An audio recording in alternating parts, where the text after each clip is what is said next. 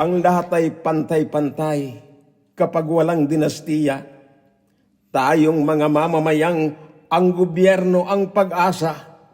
Makakamtan lamang natin ang tunay na demokrasya kung dinastiya'y hihinto, pandaraya'y magbabawa.